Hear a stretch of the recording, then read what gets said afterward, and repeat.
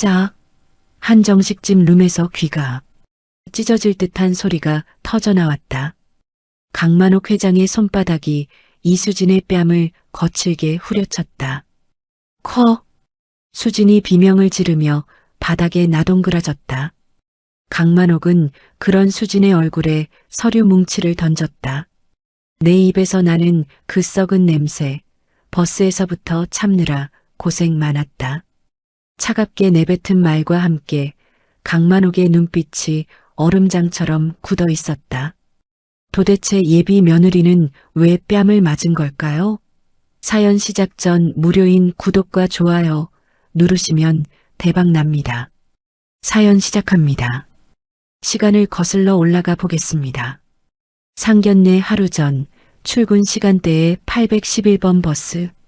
강만옥은 낡은 베이지색 점퍼에 검은색 바지를 입고 손에 천 장바구니를 들고 있었다.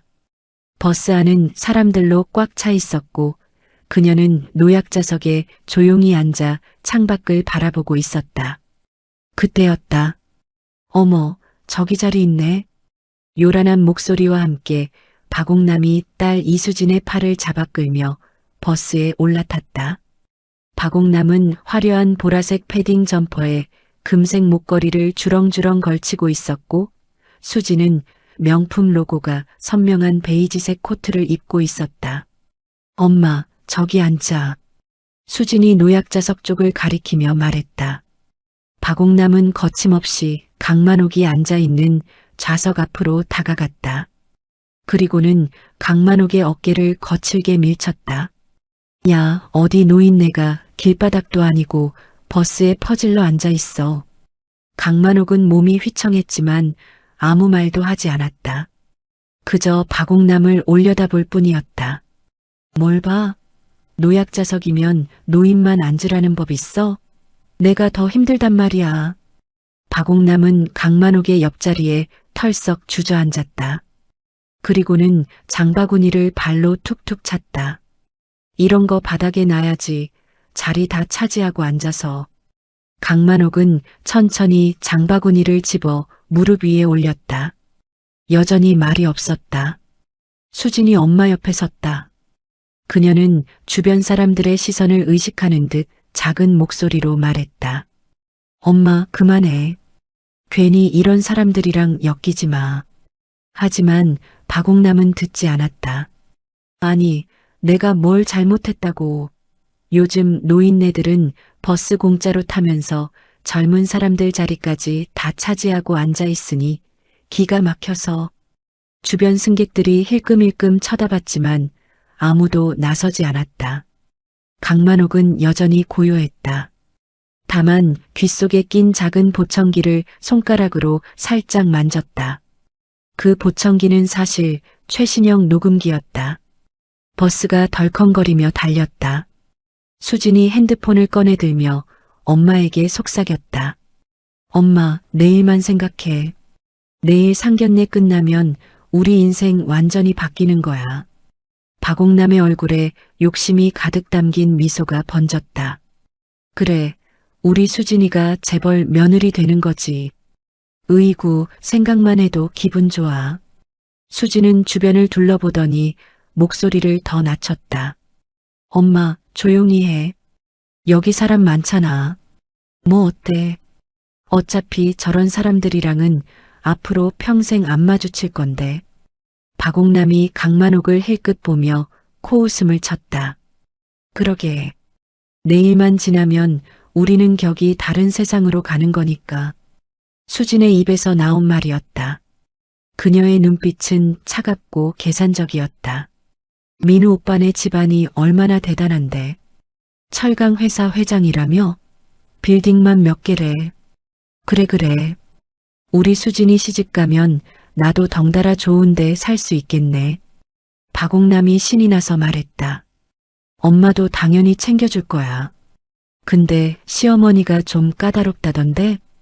까다로우면 어때? 네가 손자 낳아주면 그 집안에서 네가 갑이지. 늙은이들은 손주만 보면 사족을 못 쓰거든. 두 사람은 낄낄거리며 웃었다. 강만옥은 창밖을 보는 척하며 그들의 대화를 한 글자도 놓치지 않고 듣고 있었다.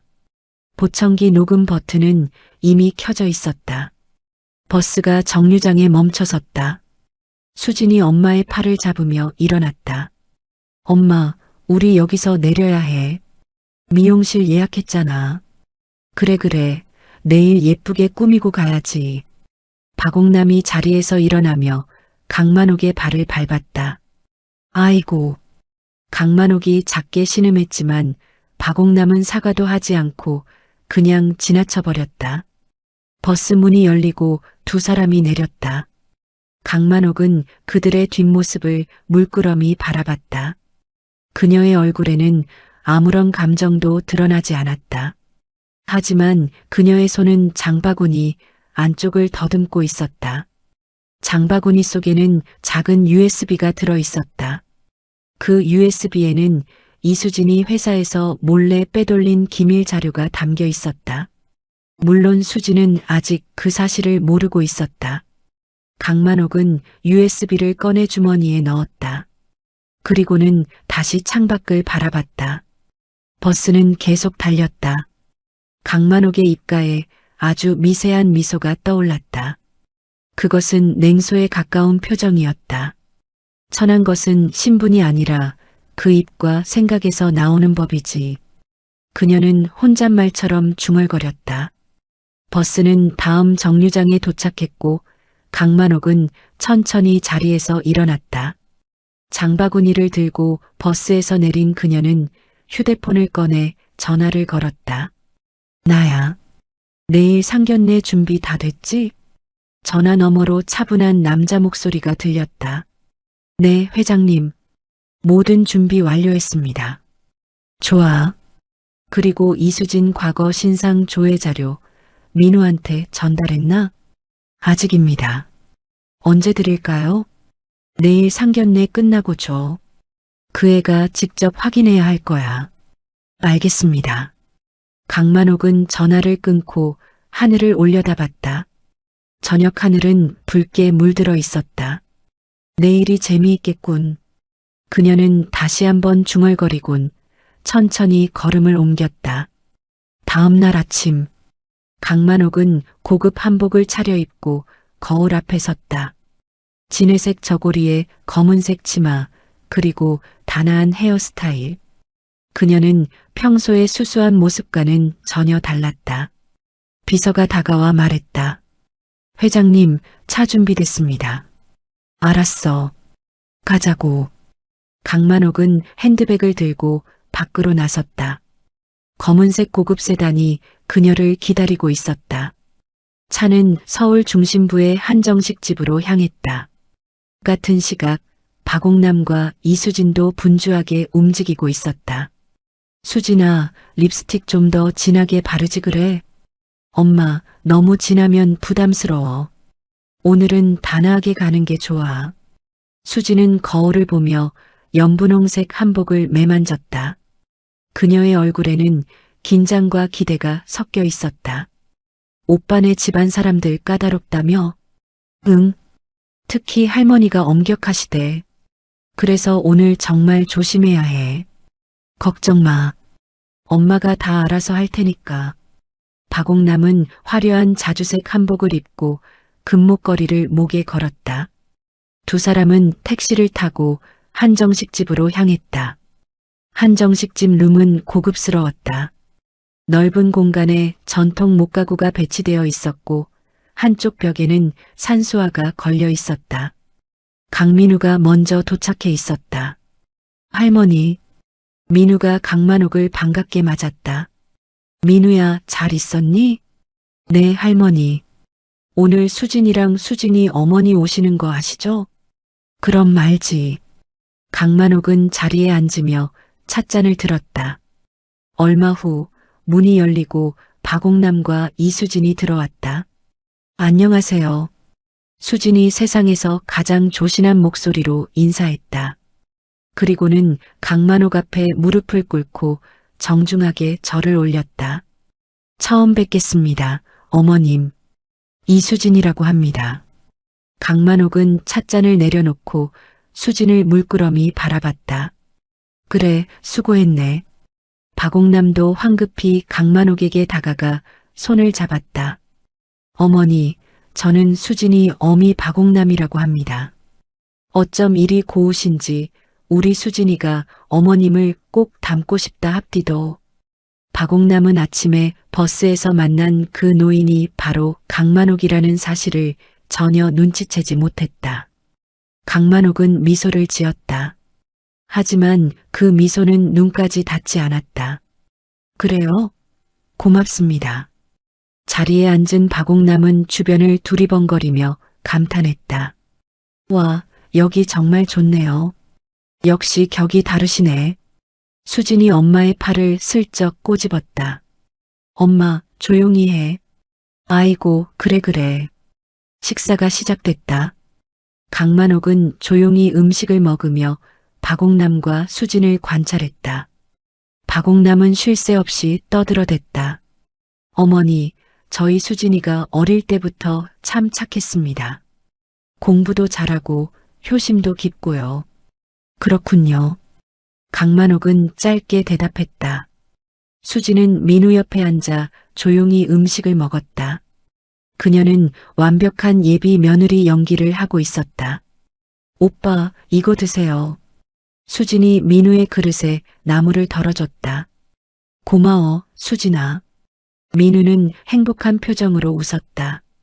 강만옥은 그 모습을 지켜보며 찻잔을 들었다. 식사가 한창 진행되던 중 강만옥이 찻잔을 천천히 내려놓으며 입을 열었다. 그런데 말이에요. 모두의 시선이 강만옥에게 집중됐다. 격이 다른 세상으로 가신다더니 저를 알아보시는 격은 없으신가 봅니다.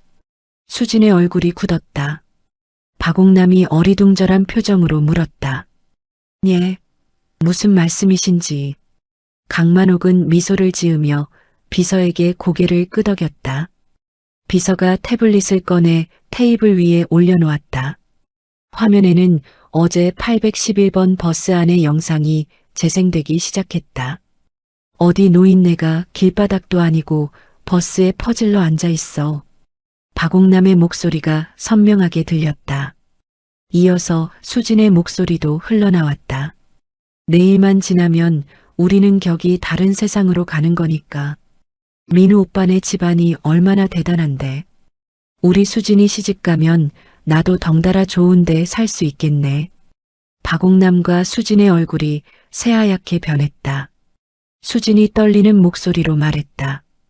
이게 무슨... 강만옥은 찻잔을 들어 한 모금 마셨다. 그리고는 차갑게 말했다. 어제 버스에서 뵀었죠. 기억 안 나세요? 박옥남이 벌떡 일어섰다. 그게 아니라... 아니긴 뭐가 아닙니까? 제 어깨를 밀치시고 제 발을 밟고 가셨잖아요. 강만옥의 목소리는 낮았지만 단호했다. 민우가 어리둥절한 표정으로 영상을 바라봤다. 수진아, 이게 대체 뭐야? 수진이 황급히 민우의 팔을 잡았다.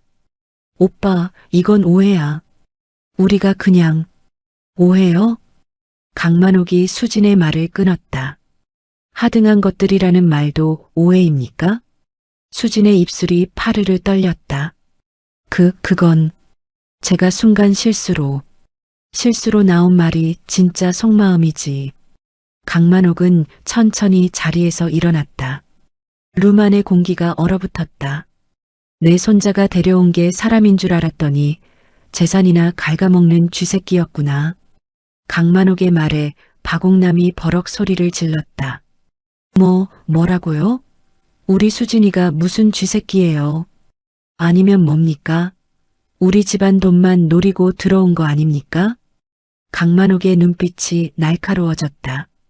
수진이 눈물을 글썽이며 말했다. 어머님, 저 정말 민우 오빠를 사랑합니다. 돈 때문이 아니에요. 사랑? 강만옥이 코웃음을 쳤다. 사랑하는 사람 할머니를 버스에서 밀치고 하등한 것들이라고 부르나요? 수진이 입술을 깨물었다. 민우가 난처한 표정으로 끼어들었다. 할머니, 그래도 이건 좀... 민우야, 넌 가만히 있어. 강만옥이 단호하게 말했다. 그리고는 다시 수진을 향해 돌아섰다. 당장 나가세요. 우리 집안에 당신 같은 사람은 필요 없습니다. 수진의 눈에서 눈물이 주르륵 흘러내렸다. 하지만 그녀의 눈빛은 눈물과 달리 차갑게 변해가고 있었다. 박옥남이 강만옥 앞으로 다가섰다. 아니, 지금 우리 수진이를 쫓아내자고요? 말도 안 돼. 말도 안 되는 건 당신들입니다. 강만옥은 흔들림 없이 말했다. 버스에서 남을 함부로 대하고 돈만 밝히는 사람들이 우리 집안 며느리가 된다? 그게 말이 됩니까? 박옥남이 발을 동동 구르며 소리쳤다. 아니, 우리가 언제 돈만 밝혔어요? 영상에 다 나와 있잖아요. 빌딩 몇 개, 좋은 데 살 수 있다. 그런 얘기들. 강만옥의 말에 박옥남은 할 말을 잃었다. 수진이 눈물을 닦으며 천천히 고개를 들었다. 그녀의 표정이 서서히 바뀌기 시작했다. 조신했던 모습은 온데간데였고 차가운 미소가 입가에 걸렸다. 파혼하시겠다는 거죠, 어머님? 수진의 목소리가 달라졌다. 더 이상 떨리지 않았다. 그렇습니다. 강만옥이 단호하게 대답했다. 수진이 비릿하게 웃었다. 맘대로 하세요. 그녀는 핸드백에서 서류 봉투를 꺼냈다. 근데 어쩌나요? 민우 오빠가 이미 이 건물을 제 명의로 넘겼는데? 민우의 얼굴이 하얗게 질렸다. 수진아, 그게 무슨 소리야? 수진은 서류를 펼쳐 보이며 말했다. 오빠가 직접 도장 찍어준 증여 서류예요. 이 건물, 이제 제 겁니다. 강만옥은 태연하게 수진을 바라봤다. 그 서류 말입니까? 네, 이 서류요. 수진이 승리감에 찬 표정으로 서류를 흔들었다. 강만옥이 비서를 향해 고개를 끄덕였다. 비서가 다른 서류 뭉치를 꺼내 테이블에 올려놓았다. 그 서류, 우리 비서가 미리 바꿔치기 한 겁니다. 수진의 미소가 굳어졌다. 뭐라고요? 잘 보세요. 당신이 도장 찍은 건 증여 서류가 아닙니다. 강만옥이 차분하게 설명했다. 그건 우리 계열사가 떠안은 부실 채무 30억을 당신이 모두 승계하겠다는 약정서예요. 수진이 황급히 서류를 펼쳤다. 첫 페이지에는 분명 건물 증여 계약서라고 적혀 있었다. 하지만 두 번째 페이지를 넘기자 채무 승계 약정서라는 제목이 선명하게 보였다. 이게 무슨... 수진의 손이 떨리기 시작했다. 박옥남이 옆에서 서류를 빼앗아 보더니 비명을 질렀다. 채무 승계 30억? 네, 30억입니다. 강만옥이 냉정하게 말했다. 당신 딸이 도장을 찍었으니 이제 법적으로 유효한 계약입니다. 수진이 서류를 미친 듯이 뒤적였다. 세 번째 페이지, 네 번째 페이지.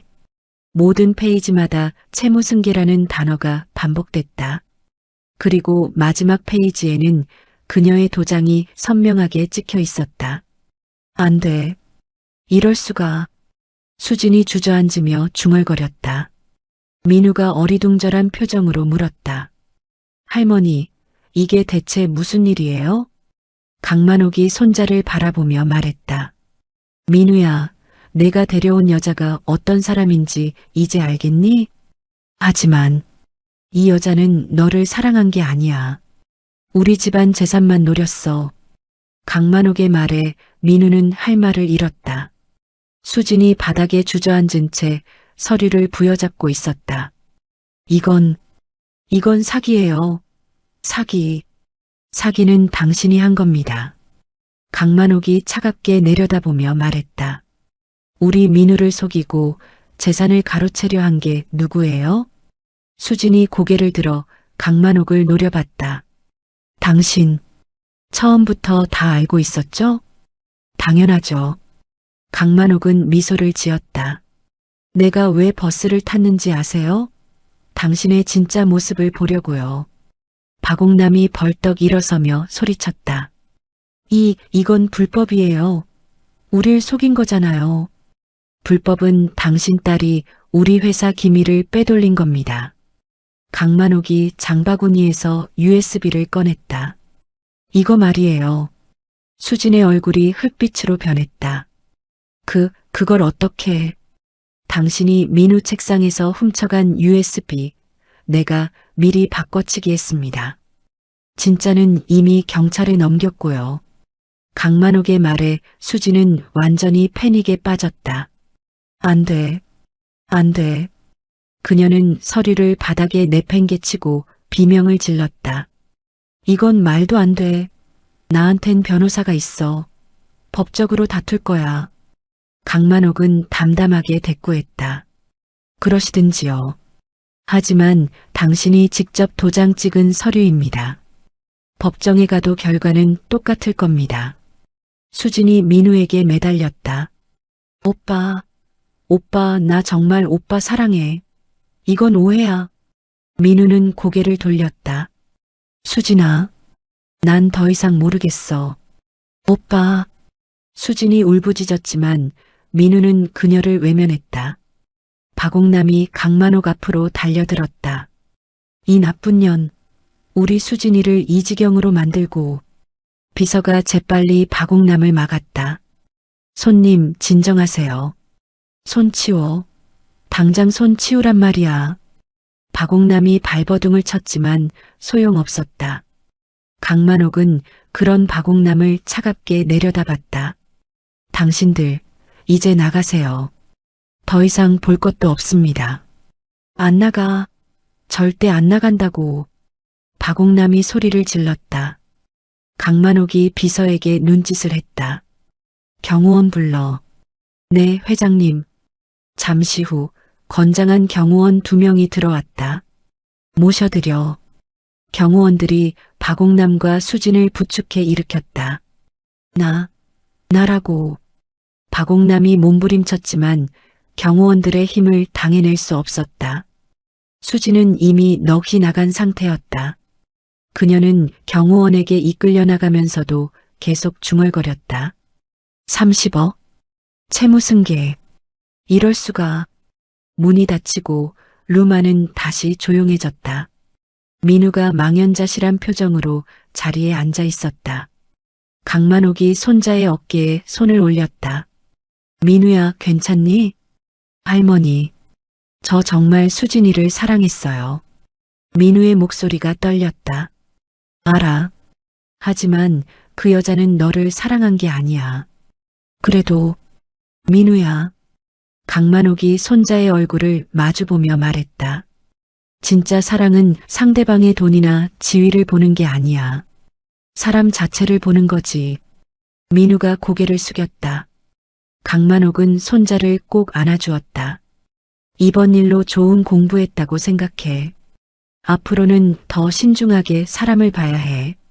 네, 할머니. 민우가 작게 대답했다. 강만옥은 창밖을 바라봤다. 하늘은 여전히 맑았다. 하지만 그녀는 알고 있었다. 이것은 시작일 뿐이라는 것을. 수진과 박옥남 모녀에게 진짜 지옥은 이제부터 시작될 것이었다. 오후 554. 한정식 집에서 쫓겨난 수진과 박옥남은 택시를 타고 집으로 돌아왔다. 수진은 차 안에서 내내 서류를 들여다봤다. 채무승계, 30억 같은 말을 계속 반복했다. 박옥남이 딸의 어깨를 흔들었다. 수진아, 정신 차려. 어떡하면 좋아? 엄마. 수진이 고개를 들었다. 그녀의 눈은 충혈되어 있었다. 나 이제 어떡해? 일단 집에 가서 생각하자. 두 사람은 원룸에 도착했다. 수진이 핸드백을 소파에 내던지고 주저앉았다. 미쳤어.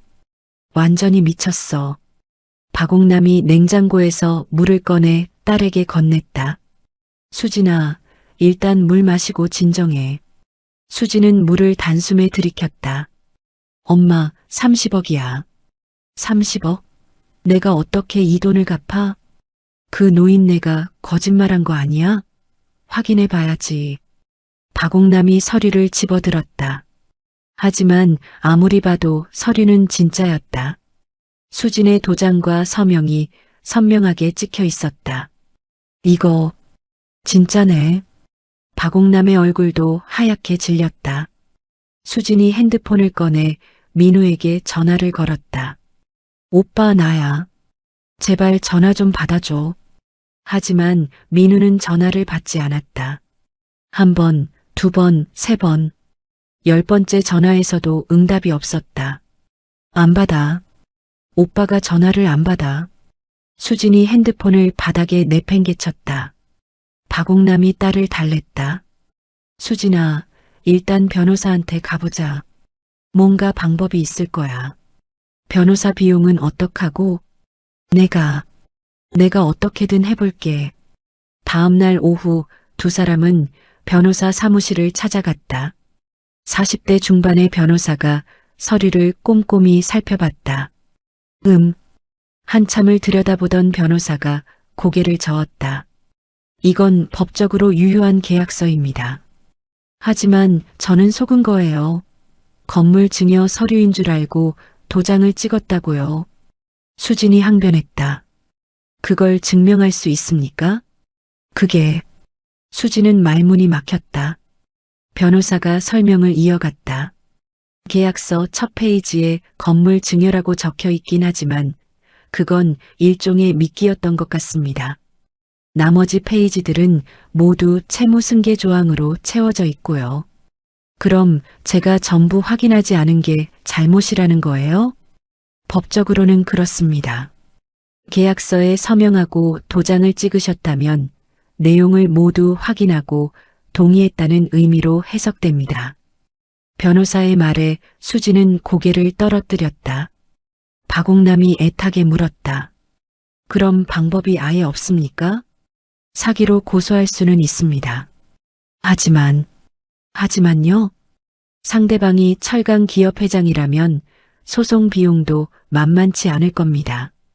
게다가 승소 가능성도 낮고요. 변호사는 솔직하게 말했다. 그리고 여기 보시면 계약서 하단에 작은 글씨로 모든 조항이 명시되어 있습니다. 상대방 변호사가 아주 치밀하게 준비한 것 같습니다. 수진이 허탈하게 웃었다. 결국 방법이 없다는 거네요. 죄송합니다. 변호사 사무실을 나선 두 사람은 거리를 걸었다. 수진아, 그래도 포기하면 안 돼. 뭔가 다른 방법을. 박옥남의 말이 채 끝나기도 전에 수진의 핸드폰이 울렸다. 낯선 번호였다. 여보세요? 이수진 씨죠? 저는 대한상호저축은행 김 과장입니다. 차가운 남자 목소리가 들렸다. 네. 무슨 일이세요? 고객님 명의로 된 채무 30억 원에 대한 상환 계획을 논의하고자 연락드렸습니다. 수진의 얼굴이 하얗게 질렸다. 벌써요? 네. 계약서에 명시된 대로 일주일 이내에 첫 번째 상환금 5억 원을 입금하셔야 합니다. 일주일? 5억? 수진이 비명을 질렀다.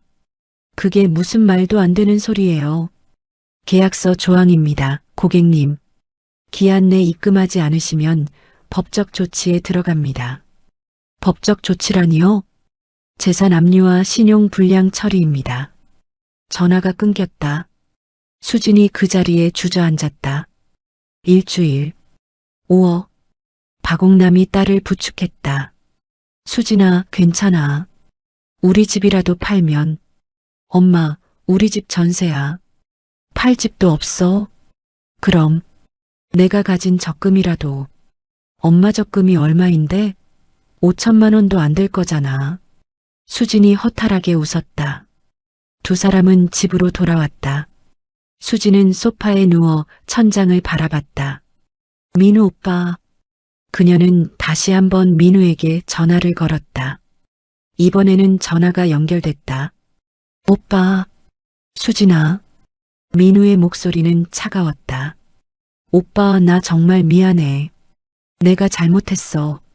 다시 한 번만 기회를 줘. 수진아, 이제 그만해. 오빠, 제발. 나 정말 오빠 사랑해. 돈 때문이 아니었어. 거짓말하지 마. 민우의 목소리가 단호해졌다. 할머니한테 받은 자료 봤어. 내가 다른 남자들한테도 똑같은 짓 했더라. 수진의 숨이 멎었다. 뭐라고? 부유한 남자들 만나서 돈 뜯어내고 떠난 거 다 나와 있어. 너 이번이 처음이 아니잖아. 오빠, 그건 더 이상 연락하지 마. 난 너 같은 사람 다신 안 봐. 전화가 끊겼다. 수진이 핸드폰을 바닥에 내팽개쳤다. 아, 비명을 지르며 소파 쿠션을 집어던졌다. 박옥남이 놀라 달려왔다. 수진아, 왜 그래? 엄마, 끝이야. 다 끝났어. 수진이 바닥에 쓰러져 울기 시작했다.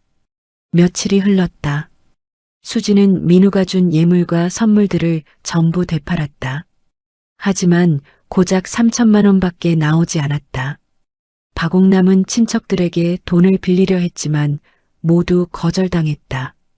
옥남아, 미안해. 우리도 형편이 어려워서. 옥남아, 그 큰 돈을 어떻게 빌려줘? 갚을 수 있겠어? 일주일이 지났다. 은행에서 다시 전화가 왔다. 이수진 씨, 기한이 지났습니다. 오늘부터 법적 절차에 들어갑니다. 제발 조금만 시간을 주세요. 불가능합니다. 전화가 끊겼다. 그날 오후 법원 집행관이 수진의 집을 찾아왔다. 이수진 씨 맞으십니까? 네. 재산 압류 집행하러 왔습니다. 집행관들이 집 안으로 들어와 가구와 가전제품에 압류 딱지를 붙이기 시작했다. 이건 제 거예요. 가져갈 수 없어요. 수진이 소리쳤지만 집행관들은 묵묵히 일을 진행했다. 박옥남이 명품 가방을 움켜쥐며 뒤로 숨겼다. 이건 내 거니까. 하지만 집행관이 가방을 빼앗아 갔다. 모든 재산이 압류 대상입니다. 1시간 후 집안은 텅 비었다. 냉장고, TV, 소파, 침대. 가져갈 수 있는 건 모두 가져갔다. 수진과 박옥남은 빈 방바닥에 주저앉아 있었다. 엄마, 우리 이제 어떡해? 모르겠다. 정말 모르겠어. 박옥남도 눈물을 흘렸다. 그날 밤 수진은 마지막 희망을 걸고 민우의 집을 찾아갔다. 초인종을 눌렀지만 아무도 나오지 않았다. 오빠, 나 수진이야. 제발 문 좀 열어줘. 수진이 문을 두드렸다. 한참 후 문이 열렸다. 하지만 나온 사람은 민우가 아니라 강만옥이었다. 너. 강만옥이 차갑게 내려다봤다. 수진이 무릎을 꿇었다. 회장님, 제발 용서해 주세요. 제가 잘못했어요. 이제 와서 빌면 뭐합니까? 제발이요. 저 정말 죽을 것 같아요. 30억을 어떻게 갚아요? 수진이 울며 매달렸다. 강만옥은 그런 수진을 물끄러미 내려다봤다. 내가 왜 당신을 도와줘야 합니까? 제발이요. 버스에서 나를 밀치고 하등한 것들이라고 했을 때 생각 안 해봤어요? 이런 날이 올 거라고. 강만옥의 목소리는 차가웠다. 수진이 바닥에 이마를 찌우며 빌었다. 죄송해요. 정말 죄송해요. 늦었습니다. 강만옥은 문을 닫으려 했다. 수진이 급하게 문틈에 손을 집어넣었다. 회장님, 제발, 저 임신했어요. 강만옥의 눈빛이 날카로워졌다. 임신? 네, 민우 오빠 아기예요. 제발 이 아기만이라도. 강만옥이 비웃었다. 거짓말하지 마세요. 진짜예요. 민우한테 확인했습니다. 당신 임신 못해요. 수진의 얼굴이 굳었다. 몇 년 전에 낙태 수술 받다가 합병증 생겼다면서요? 그 이후로 임신이 불가능하다는 진단서도 받았고요. 강만옥의 말에 수진은 할 말을 잃었다. 당신 과거 다 조사했습니다. 거짓말로 남자들 속이고 돈 뜯어낸 것도 다 알아요. 강만옥은 문을 확 닫았다. 다신 오지 마세요. 다음엔 경찰 부릅니다. 수지는 문 앞에 주저앉아 울었다. 하지만 문은 끝내 열리지 않았다. 수지는 터덜터덜 집으로 돌아왔다. 박옥남이 불안한 표정으로 기다리고 있었다. 어떻게 됐어? 안 돼. 아무것도 안 돼. 수진이 바닥에 주저앉았다. 그 여자가 다 알고 있었어. 내 과거, 낙태 수술, 전부 다. 박옥남의 얼굴이 창백해졌다. 그럼 이제 정말 말을 잇지 못했다. 다음 날 아침 현관문을 두드리는 소리가 요란하게 울렸다. 이수진 씨, 문 열어주세요. 박옥남이 문을 열자 덩치 큰 남자 2명이 서 있었다. 누구세요? 대양 사채입니다. 박옥남 씨 맞으시죠? 박옥남의 얼굴이 하얗게 질렸다. 사채요? 2달 전에 5천만 원 빌려가셨죠? 이자 포함해서 7천만 원 갚으셔야 합니다. 7천만 원? 박옥남이 비명을 질렀다. 2달 만에 이자가 2천만 원이나 돼요? 계약서에 다 명시되어 있습니다. 오늘까지 안 갚으시면 법적 조치 들어갑니다. 남자들의 목소리는 위협적이었다. 수진이 방에서 나왔다. 엄마, 무슨 일이야? 수진아. 박옥남이 떨리는 목소리로 말했다. 엄마가 사채를 좀 썼어. 뭐라고? 수진의 눈이 커졌다. 5천만 원? 그걸 어디에 썼어? 그게 너 예단 준비하고 상견례 옷 사고. 박옥남이 말끝을 흐렸다. 수진이 머리를 감싸쥐었다. 미쳤어. 완전히 미쳤어. 사채업자들이 집안을 둘러봤다. 여기 가져갈 만한 게 하나도 없네요. 이미 다 압류당했나 보네. 그럼 어떻게 하면 되는 거예요? 박옥남이 떨리는 목소리로 물었다. 간단하죠. 돈 갚으시면 됩니다. 돈이 없다니까요. 그럼 일주일 안에 마련하세요. 안 그러면. 남자가 의미심장한 미소를 지었다. 뭐? 방법은 많으니까요. 사채업자들이 나갔다. 수진과 박옥남은 망연자실한 표정으로 서 있었다. 엄마, 우리 이제 정말 끝이야. 수진아, 미안해. 엄마가 잘못했어. 박옥남이 딸을 끌어안고 울었다. 일주일이 지났다. 사채업자들이 다시 찾아왔다. 이번엔 더 많은 사람들과 함께였다. 돈 준비 안 되셨죠? 제발 조금만 더 시간을. 박옥남이 애걸했다. 시간은 끝났습니다. 남자들이 집 안으로 들어와 남은 가구들을 끌어내기 시작했다. 이건 제 거예요. 가져가면 안 돼요. 수진이 옷장을 붙잡았지만 남자들은 거칠게 밀어냈다. 비켜. 수진이 바닥에 넘어졌다. 1시간 후 집은 완전히 텅 비었다. 이불, 옷걸이, 식탁, 작은 물건까지 모두 가져갔다. 일주일 후에 또 올게요. 그땐 이자가 더 붙어 있을 겁니다. 남자들이 나갔다. 수진과 박옥남은 빈 방에 남겨졌다. 엄마, 우리 어디서 자? 모르겠어. 그날 밤 2사람은 찜질방에서 잤다. 다음 날 집주인이 전화를 걸어왔다. 이수진 씨, 이번 달 전세 이자 아직 안 들어왔는데요? 죄송합니다. 조금만 기다려주세요. 벌써 보름이나 늦었어요. 이러시면 계약 파기하고 나가셔야 합니다. 제발 조금만. 안 됩니다. 사흘 안에 입금 안 하시면 짐 다 빼세요. 전화가 끊겼다. 수진이 핸드폰을 던졌다. 다 끝이야. 이제 정말 다 끝났어. 박옥남이 딸의 손을 잡았다. 수진아, 엄마가 일자리라도 구해볼게. 엄마가 무슨 일을 해요. 50 넘은 사람을. 그래도 뭐라도 해야지. 하지만 현실은 녹록지 않았다. 박옥남은 며칠 동안 식당, 마트, 청소 일 등 여러 곳을 다녔지만 모두 거절당했다. 나이가 너무 많으세요. 경력이 없으시네요. 미안합니다. 수진도 마찬가지였다. 그녀의 이력서는 어디에서도 받아주지 않았다. 신용불량자는 채용이 어렵습니다. 죄송합니다. 사흘이 지났다. 집주인이 직접 찾아왔다. 짐 싸세요. 오늘까지 나가셔야 합니다. 제발, 일주일만 더. 안 됩니다.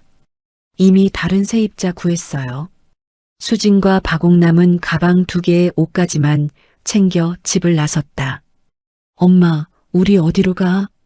일단 고시원이라도 알아보자. 하지만 고시원도 보증금이 필요했다. 보증금 50만 원, 월세 30만 원입니다. 신용카드로 되나요? 카드 안 됩니다. 현금만 받아요. 두 사람은 고시원 문을 나섰다. 엄마, 우리 오늘 어디서 자? 찜질방. 찜질방밖에 없어. 그날 밤부터 두 사람의 찜질방 생활이 시작됐다. 일주일이 지나고 2주가 지났다. 찜질방 입장료만 해도 하루에 1만 원씩 들었다. 수지는 편의점 야간 알바를 겨우 구했다. 하지만 시급은 최저임금이었고 하루 4시간만 일할 수 있었다. 박옥남은 새벽 청소 일을 시작했다. 무릎이 아프고 허리가 끊어질 것 같았지만 그것밖에 할 수 있는 일이 없었다. 한 달이 지났다. 두 사람은 지하방을 겨우 얻을 수 있었다. 보증금 100만 원, 월세 40만 원. 방은 습기가 차고 곰팡이가 피어 있었다. 창문도 작아서 햇빛이 거의 들어오지 않았다. 엄마, 여기가 우리 집이야? 수진이 축축한 벽을 만지며 물었다. 응, 이게 우리가 살 곳이야. 박옥남이 눈물을 흘렸다. 며칠 전까지만 해도 재벌 며느리가 될 줄 알았는데 이제는 지하방 신세였다. 어느 날 저녁 수진이 편의점에서 일을 마치고 돌아오는 길이었다. 가로등 아래 고급 승용차 한 대가 서 있었다. 차 문이 열리고 강만옥이 내렸다. 수진의 걸음이 멈췄다. 회장님. 강만옥은 깔끔한 정장을 입고 있었다. 그녀의 옆에는 비서가 서 있었다. 요즘 어떻게 지내세요? 강만옥이 차갑게 물었다. 수지는 대답할 수 없었다. 그녀는 편의점 유니폼을 입고 머리는 헝클어져 있었다. 지하방이 어떤가요? 격이 느껴지나요? 강만옥의 말에 수진의 주먹이 꽉 쥐어졌다. 왜 이러시는 거예요? 왜긴요. 당신이 뿌린 씨앗을 거두는 거죠. 저 이미 충분히 벌 받았어요. 이제 그만. 수진의 목소리가 떨렸다. 강만옥은 고개를 저었다. 충분히? 아니요. 아직 멀었어요. 대체 뭘 더 원하시는 거예요? 수진이 소리쳤다. 당신이 버스에서 나를 밀쳤을 때 하등한 것들이라고 했을 때를 기억하세요? 강만옥이 한 걸음 다가섰다. 그때 당신은 사람을 격으로 나눴죠. 돈 있는 사람, 없는 사람, 높은 사람, 낮은 사람. 그건 제가 잘못했어요. 이제 내가 말한 그 격이 좀 느껴지니? 강만옥의 말에 수지는 고개를 떨어뜨렸다. 천한 것은 신분이 아니라 그 입과 생각에서 나오는 거예요. 이제 알겠어요? 강만옥은 차에 올라탔다. 잘 살아보세요. 지하방에서 차가 떠났다. 수지는 그 자리에 주저앉아 울었다. 지하방으로 돌아온 수지는 박옥남에게 아무 말도 하지 않았다. 수진아, 왜 그래? 무슨 일 있어? 아니야. 아무것도 아니야. 그날 밤 수지는 잠을 이루지 못했다. 강만옥의 말이 머릿속에서 계속 맴돌았다. 천한 것은 신분이 아니라 그 입과 생각에서 나온다. 지하방 생활이 시작된 지 한 달이 지났다. 수지는 편의점 야간 알바를 하면서 낮에는 전단지 돌리는 일을 추가로 시작했다. 하루에 서너 시간밖에 자지 못했다. 박옥남은 새벽 청소 일에 더해 오후에는 식당 설거지 일도 했다. 허리와 무릎은 날이 갈수록 더 아팠지만 진통제로 버텼다. 엄마, 약 먹어야지. 수진이 진통제를 건넸다. 응, 고마워. 박옥남은 약을 삼키며 신음했다. 아이고, 이 늙은이가 이래서야. 엄마, 괜찮아? 괜찮아. 이래야지 뭐. 하지만 박옥남의 얼굴은 핏기가 없었다. 어느 날 오후 수진의 핸드폰이 울렸다. 또 은행에서 온 전화였다. 이수진 씨, 채무상환 계획서 제출하셨습니까? 아직 돈을 모으고 있어요. 이미 석 달이 지났습니다. 이러시면 법정 관리로 넘어갑니다. 제발 조금만. 더 이상 유예는 없습니다. 전화가 끊겼다. 수진이 핸드폰을 내려놓으며 한숨을 쉬었다. 30억? 아무리 이래도 평생 갚을 수 없는 돈이었다. 그날 저녁 박옥남이 식당 일을 마치고 돌아왔다. 얼굴이 유난히 창백했다. 엄마, 괜찮아? 그냥 좀 어지러워서. 박옥남이 소파에 앉으려다가 그대로 쓰러졌다. 엄마. 수진이 비명을 지르며 달려갔다. 엄마, 정신 차려. 박옥남의 눈은 감겨 있었고 호흡은 가빴다. 수진은 급하게 구급차를 불렀다. 병원 응급실. 의사가 나와 말했다. 과로와 영양실조입니다. 당분간 입원하셔야 해요. 입원이요? 수진의 얼굴이 하얗게 질렸다. 네. 최소 일주일은 안정을 취하셔야 합니다. 입원비는 얼마나 나오나요? 검사 비용 포함해서 200만 원 정도 예상됩니다. 수진은 다리에 힘이 풀렸다. 200만 원. 지금 통장에 있는 돈은 고작 50만 원이었다. 일단 응급처치만 하고 퇴원할게요. 그러시면 위험합니다. 그래도 돈이 없어서요.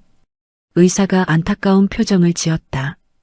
박옥남은 응급처치만 받고 퇴원했다. 수진이 엄마를 부축해 지하방으로 돌아왔다. 엄마, 일단 푹 쉬어. 미안해. 엄마가 이래서. 괜찮아. 엄마 잘못 아니야. 수진은 엄마를 누이고 밖으로 나왔다. 편의점 알바를 가야 할 시간이었다. 하지만 걸음이 떨어지지 않았다. 이렇게 살아야 하나. 수진은 하늘을 올려다봤다. 별 하나 보이지 않는 어두운 밤하늘이었다.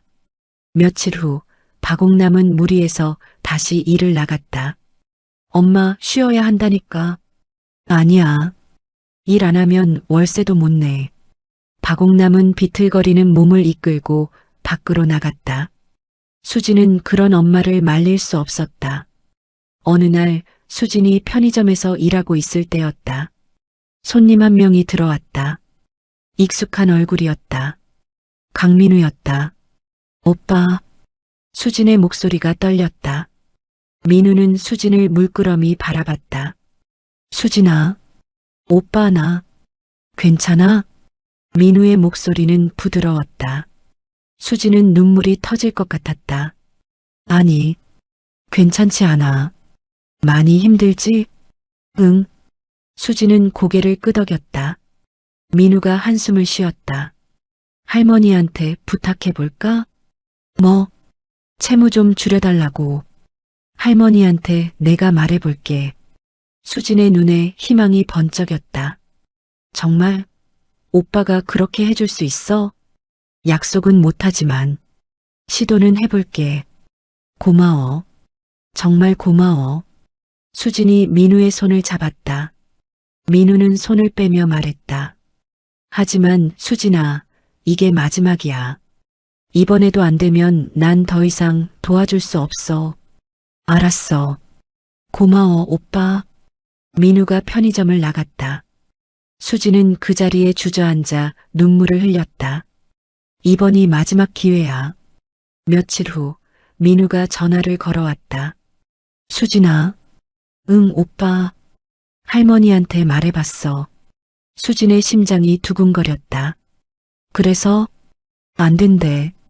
수진의 희망이 산산조각 났다. 뭐라고? 할머니가 너한테 한 번 기회를 더 주는 건 공정하지 않대. 내가 뿌린 씨앗은 내가 거둬야 한다고. 오빠, 미안해, 수진아. 나도 더 이상 할 수 있는 게 없어. 전화가 끊겼다. 수진은 핸드폰을 바닥에 떨어뜨렸다. 하하. 허탈한 웃음이 터져 나왔다. 그날 밤 수진은 지하방 계단에 앉아 담배를 피웠다. 예전에는 담배를 입에도 대지 않았는데 이젠 하루에 한 갑씩 피웠다. 수진아. 뒤에서 박옥남의 목소리가 들렸다. 엄마, 담배 피우지 마. 몸만 상해.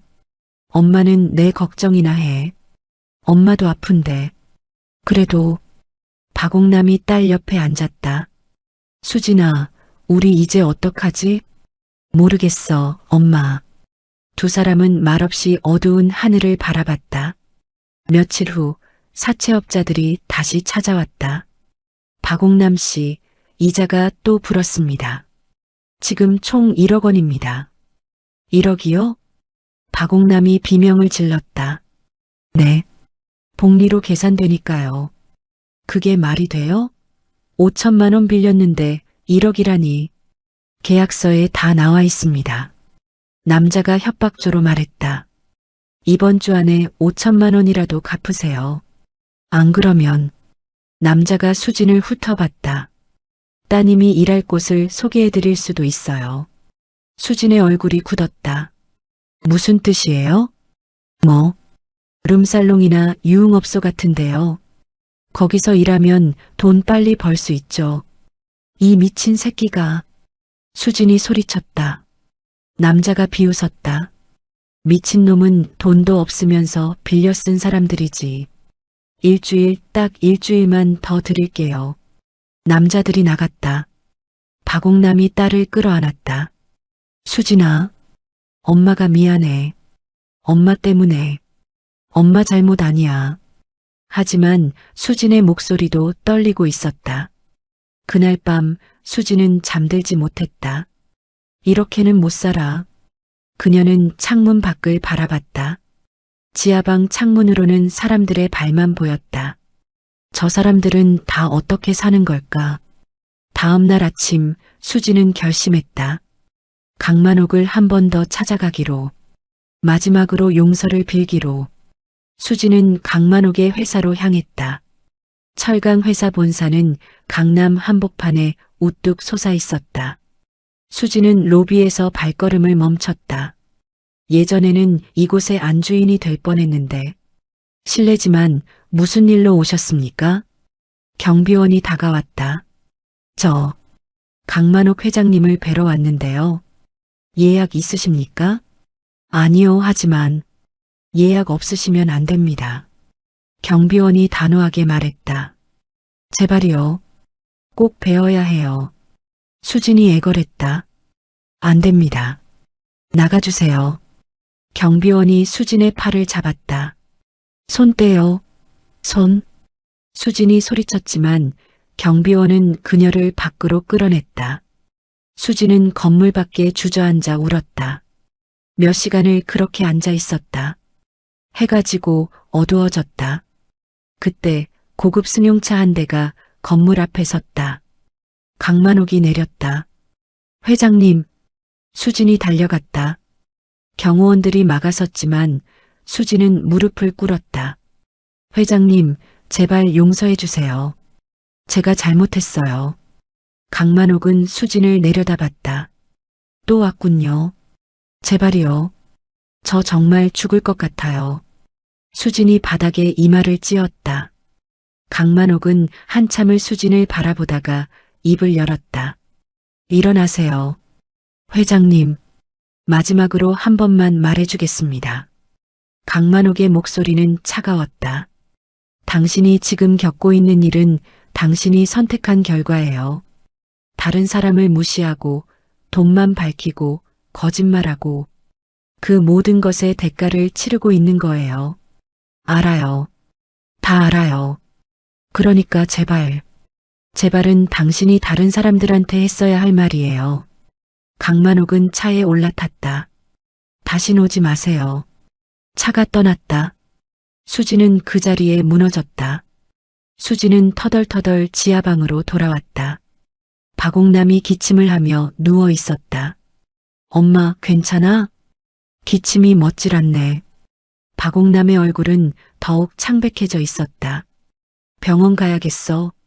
돈 없잖아. 그래도 이러다간 큰일 나. 수지는 엄마를 부축해 일으켰다. 동네 병원에 갔지만 의사는 고개를 저었다. 폐렴 초기 증세입니다. 큰 병원에서 정밀 검사 받으셔야 해요. 여기서는 치료 안 되나요? 응급처치만 가능합니다. 제대로 치료하려면 입원하셔야 해요. 또다시 입원. 수지는 처방전만 받아들고 나왔다. 약값조차 부담스러웠다. 엄마, 일단 약만 먹고 버텨보자. 응. 박옥남은 기운 없이 고개를 끄덕였다. 일주일이 지났다. 사채업자들이 약속대로 다시 찾아왔다. 돈 준비됐습니까? 아직. 조금만 더. 조금은 이미 끝났습니다. 남자들이 집 안으로 들어왔다. 더 이상 가져갈 것도 없네요. 남자가 수진을 노려봤다. 저번에 말한 거 생각해 보셨어요? 유흥업소 일. 절대 안 해요. 수진이 단호하게 말했다. 그럼 어떻게 갚을 건데요? 이자는 계속 불어나고 있어요. 그건 제가 알아서 할게요. 알아서? 남자가 비웃었다. 편의점 알바로 언제 1억을 갚아요? 수지는 대답할 수 없었다. 남자가 위협적으로 다가섰다. 마지막 경고입니다.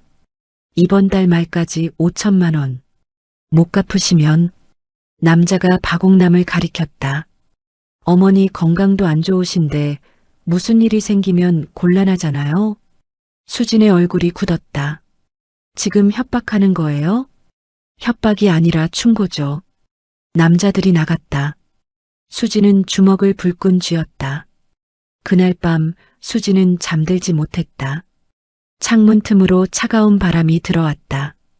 내가 왜 이렇게 됐지? 며칠 전까지만 해도 재벌 며느리의 꿈을 꾸고 있었는데 이제는 사채업자들에게 쫓기는 신세가 되었다. 다음 날 아침 박옥남이 일어나지 못했다. 엄마. 수진이 급하게 엄마를 흔들었다. 엄마, 정신 차려. 박옥남은 눈을 간신히 떴다. 수진아. 엄마. 숨이 안 쉬어져. 병원 가야 해. 수지는 또다시 구급차를 불렀다. 이번에는 응급처치만으로는 안 됐다. 폐렴이 악화됐습니다. 즉시 입원하셔야 해요. 의사가 단호하게 말했다. 입원비는 최소 500만 원은 예상하셔야 합니다. 수진의 다리에 힘이 풀렸다. 500만 원. 일단 입원은 시켜주세요. 돈은 제가 어떻게든 마련할게요. 보호자 신분증과 서명 필요합니다. 수지는 떨리는 손으로 서류에 서명했다. 박옥남은 병실로 옮겨졌다. 산소호흡기를 끼고 누워있는 엄마를 보며 수지는 눈물을 흘렸다. 엄마, 미안해. 다 내 잘못이야. 병원을 나온 수지는 거리를 걸었다. 돈을 구해야 해. 하지만 방법이 없었다. 은행 대출은 이미 막혔고 친척들은 연락도 받지 않았다. 수지는 핸드폰을 꺼내 지인들에게 전화를 걸기 시작했다. 미안한데 돈 좀 빌려줄 수 있어? 수진아, 미안. 나도 지금 형편이. 수진아, 내 소문 다 들었어. 미안하지만 못 도와줘. 전화 끊을게. 모두 거절이었다. 해가 지고 어두워졌다.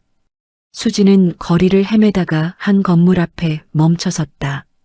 스타 룸살롱이라는 간판이 붙어 있었다. 아니야. 이건 안 돼. 하지만 발걸음은 떨어지지 않았다. 그때 누군가 수진의 어깨를 톡 쳤다. 돌아보니 낯선 여자였다. 혹시 일자리 찾아요? 예. 여기서 일하면 돈 많이 벌어요. 하루에 30만 원도 가능해요. 여자가 명함을 건넸다. 수지는 명함을 받아들었다. 손이 떨렸다. 생각해보고 연락드릴게요. 그래요. 연락 기다릴게요. 여자가 사라졌다.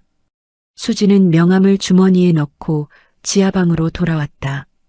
빈 방은 더욱 차갑게 느껴졌다. 수지는 침대에 누워 천장을 바라봤다. 엄마를 살려야 해. 어떻게든. 다음 날 수지는 병원에 갔다. 박옥남의 상태는 조금 나아졌다. 수진아.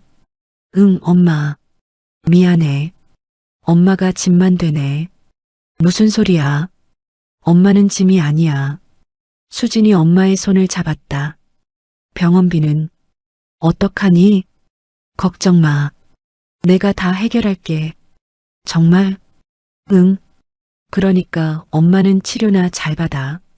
박옥남이 안도의 한숨을 쉬었다. 병원을 나온 수지는 주머니에서 명함을 꺼냈다. 스타 룸살롱 실장 김미선. 번호를 누르려다가 멈췄다. 정말 이 길밖에 없는 걸까? 그때 누군가 수진을 불렀다. 수진아. 돌아보니 강민우였다. 오빠. 우연이네. 여기서 뭐해? 그냥 좀 걷고 있었어. 민우가 수진을 자세히 봤다. 많이 야윈 것 같은데. 밥은 먹고 다녀? 응. 거짓말하지 마. 얼굴 보니까 알아. 민우가 수진의 팔을 잡았다. 가자. 밥이라도 사줄게.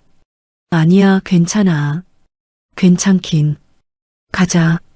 민우는 수진을 근처 식당으로 데려갔다. 뭐 먹고 싶어? 아무거나. 민우는 두툼한 삼겹살과 된장찌개를 주문했다. 음식이 나왔다. 수진은 배가 고팠지만 먹을 수가 없었다. 목이 메었다. 왜 안 먹어? 오빠. 수진이 고개를 들었다. 나 정말 힘들어. 눈물이 주르륵 흘러내렸다. 민우가 한숨을 쉬었다. 많이 힘들지? 응. 엄마는 병원에 입원했고 사채업자들은 계속 쫓아오고 수진이 모든 것을 털어놨다. 민우는 말없이 들었다. 그래서 룸살롱에서 일하려고? 민우가 수진의 주머니에서 삐죽 나온 명함을 보며 물었다. 수진은 고개를 끄덕였다. 다른 방법이 없어. 민우가 명함을 빼앗아 찢어버렸다. 미쳤어? 그런 데서 일하면 안 돼. 그럼 어떡해? 엄마 병원비는 어떻게 내고? 수진이 소리쳤다. 식당 안 사람들이 쳐다봤다. 민우가 지갑을 꺼냈다. 얼마 필요해? 뭐? 병원비. 얼마 필요하냐고. 오빠. 왜?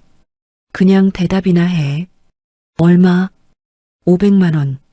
민우는 신용카드를 꺼내 수진에게 건넸다. 이거 가지고 병원비 내. 비밀번호는? 민우가 귓속말로 번호를 알려줬다. 오빠. 고마워. 정말 고마워. 수진이 카드를 움켜쥐고 울었다. 대신 조건이 있어. 조건? 다시는 그런 곳 생각하지 마. 알았지? 응. 알았어. 그리고 이건 빌려주는 거야. 나중에 꼭 갚아. 응, 꼭 갚을게. 민우가 수진의 머리를 쓰다듬었다. 밥 먹어. 식기 전에. 수진은 눈물을 닦고 밥을 먹기 시작했다. 오랜만에 먹는 따뜻한 밥이었다. 며칠 후 박옥남은 퇴원했다. 건강이 많이 회복됐다. 수진아, 병원비는 어떻게 냈어? 민우 오빠가 도와줬어. 그 친구가? 응. 박옥남이 한숨을 쉬었다. 좋은 사람을 잃었구나. 알아. 내가 바보였어. 수진도 고개를 떨어뜨렸다. 그날 저녁 수진은 지하방 계단에 앉아 하늘을 올려다봤다. 별이 몇 개 보였다. 나도 다시 시작할 수 있을까? 그때 누군가 다가왔다. 강만옥이었다. 비서 없이 혼자였다. 회장님. 수진이 벌떡 일어났다. 강만옥은 수진을 물끄러미 바라봤다. 민우한테 들었어요. 룸살롱에서 일하려고 했다면서요? 수진은 고개를 숙였다. 하지만 안 했어요. 왜 안 했죠? 민우 오빠가 말렸어요. 강만옥이 작은 미소를 지었다. 그 애는 여전히 착하네요. 네. 강만옥이 봉투 하나를 꺼냈다. 이게 뭐예요? 채무탕감 서류예요. 수진의 눈이 커졌다. 정말요? 대신 조건이 있어요. 조건이요? 강만옥이 수진의 눈을 똑바로 봤다. 앞으로 정직하게 살 것, 다른 사람을 무시하거나 함부로 대하지 않을 것, 그리고 강만옥이 잠시 멈췄다. 다시는 내 손자 앞에 나타나지 않을 것. 수진의 가슴이 찢어지는 것 같았다. 하지만 고개를 끄덕였다. 알겠습니다. 잘 생각했어요. 강만옥이 봉투를 수진에게 건넸다. 사람은 누구나 실수를 해요. 중요한 건 그 실수에서 뭘 배우느냐예요. 감사합니다. 정말 감사합니다. 수진이 고개를 숙여 인사했다. 강만옥이 돌아서며 마지막으로 말했다. 천한 것은 신분이 아니라 그 입과 생각에서 나온다는 거 잊지 마세요. 네. 평생 잊지 않겠습니다. 강만옥이 사라졌다. 수진은 봉투를 꼭 안았다. 눈물이 주르륵 흘러내렸다. 몇 달 후 수진과 박옥남은 작은 원룸으로 이사했다. 지하방은 아니었다. 햇빛이 들어오는 2층 방이었다. 수진은 작은 카페에서 일하기 시작했다. 월급은 많지 않았지만 정직한 일이었다. 박옥남은 건강을 회복하고 동네 복지관에서 봉사활동을 시작했다. 어느 일요일 오후 강만옥과 민우가 811번 버스를 타고 시장으로 향했다. 할머니, 왜 차 안 타고 버스 타세요? 가끔은 이런 것도 좋잖아. 강만옥이 창밖을 바라보며 웃었다. 버스 안에는 다양한 사람들이 타고 있었다. 학생, 회사원, 노인, 아이를 아는 엄마. 모두가 평범한 사람들이었다. 한 할머니가 탑승했다. 젊은 남자가 자리를 양보했다. 할머니, 여기 앉으세요. 고맙네. 할머니가 웃으며 앉았다. 강만옥은 그 모습을 보며 미소 지었다. 사람은 격으로 나누는 게 아니야. 그 마음으로 나누는 거지. 버스는 계속 달렸다. 햇빛이 창문을 통해 따스하게 들어왔다. 강만옥은 민우의 손을 잡았다. 민우야, 사람 볼 줄 알아야 해. 네, 할머니. 겉모습이 아니라 속마음을 봐야 해. 알겠지? 네, 이번에 많이 배웠어요. 민우가 고개를 끄덕였다. 버스는 시장에 도착했다. 할머니와 손자는 손을 잡고 내렸다. 시장은 활기찼다. 사람들의 웃음소리, 장사꾼들의 호객소리가 가득했다. 강만옥은 그 속을 천천히 걸으며 생각했다. 정의는 언제나 승리한다. 늦더라도. 사연 속 내용 어떻게 생각하시나요? 댓글로 의견을 남겨주세요. 그리고 재미있으셨다면 무료인 구독과 좋아요 꼭 부탁드려요. 다음에도 재미있는 사연으로 찾아뵙겠습니다.